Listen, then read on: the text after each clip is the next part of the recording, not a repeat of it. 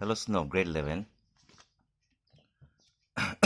applied maths. We are going to do question number 10 to 14 in this video from the chapter relation.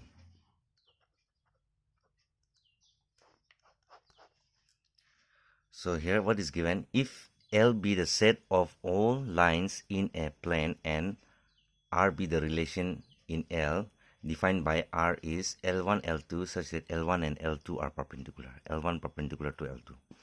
Show that R is symmetric but neither reflexive nor transitive. Now suppose we are having two lines. They've given L1 perpendicular to L2. We are going to show that this is symmetric but not reflexive and not transitive. So when we talk about symmetric, not symmetric, first we'll check for reflexive. We have to use the same L1 related to L1. Is it possible? That means L1 is perpendicular to L1, which is not true. A line cannot be perpendicular to itself. A line cannot be perpendicular to itself. We'll get a line only. Suppose L1 cannot be perpendicular to L1. It's a line only. So we can say not true. Therefore, it is not reflexive. So let's check for symmetric.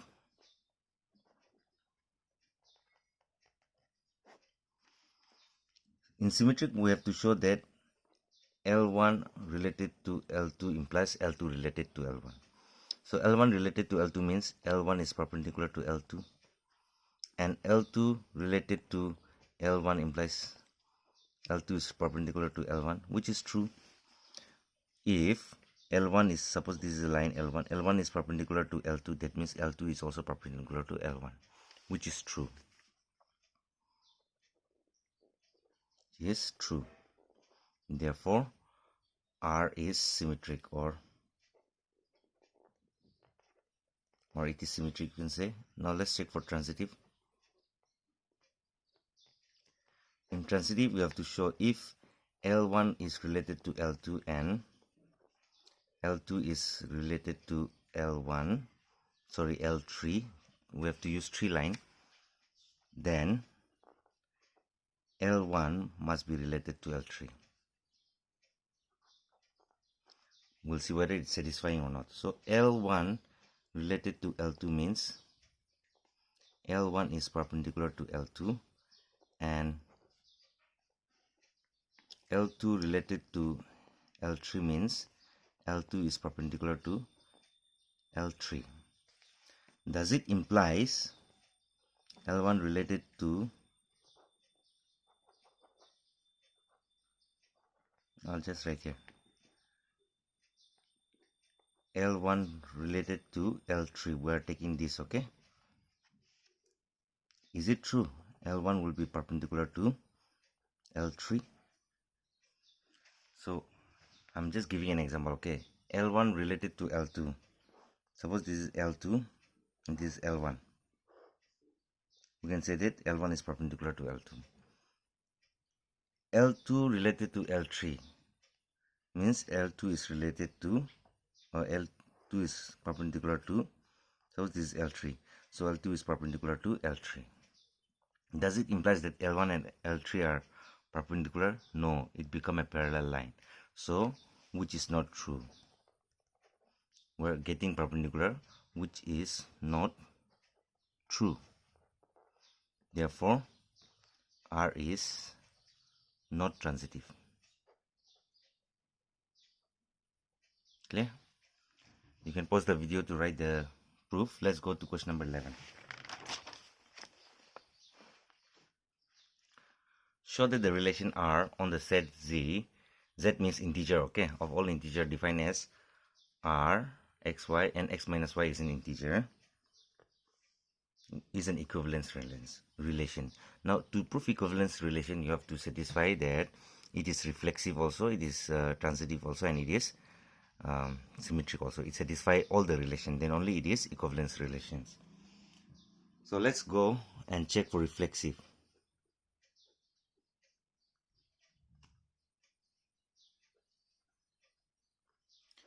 So in reflexive relation,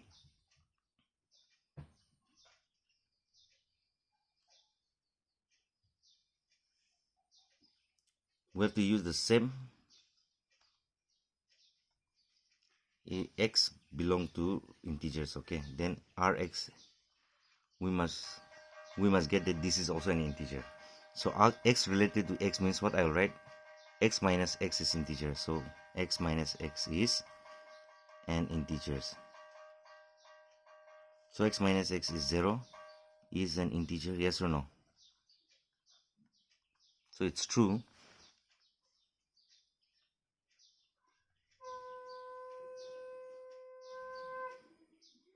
Therefore we can say R is reflexive. Second, we'll check symmetric.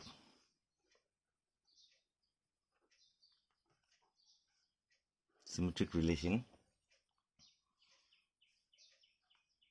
We use two terms. If xy belong to z, first we'll check R x related to y means x minus y is integer. Now we'll check y related to x, whether this is an integer or not. We'll get y minus x. If I take minus common, it will become x minus y. When we take negative common, minus will become plus and positive will become minus. So x minus y. Again, we're getting x minus y. That is integers. Therefore, R is symmetric. X related to y is also integer. Y related to x is also integers. Let's check for transitive.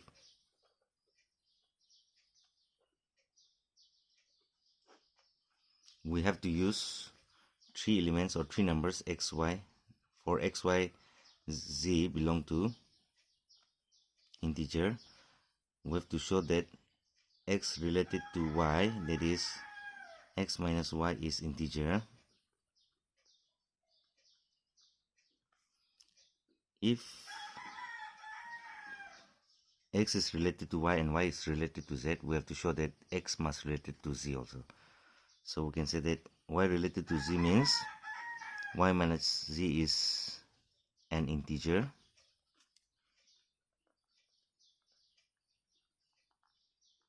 Integers, okay, is an integers. Now we have to check x related to z is integer or not. So when you write x related to z, we can say that x minus z, and we have to check whether it's integer or not. So we can write x minus y instead of, see, this I'm adding by myself. If I add y and subtract y, means it is same only. X minus z can be written as x minus y plus y. This minus y plus y, I put it by myself, okay? The meaning is 0 only. We'll get x minus z only. I put this to check whether I get this or this or not. So I'm getting x minus y plus y minus z. So this is also an integer, this is also an integer. So we are getting this integer and this integer. See, x minus y is integer, y minus z is an integer. If I add the integer, I get an integer only. That means R is, so R is reflexive also, symmetric also, transitive also. Therefore, you can write since R is reflexive, symmetric and transitive, therefore R is equivalence relation, okay?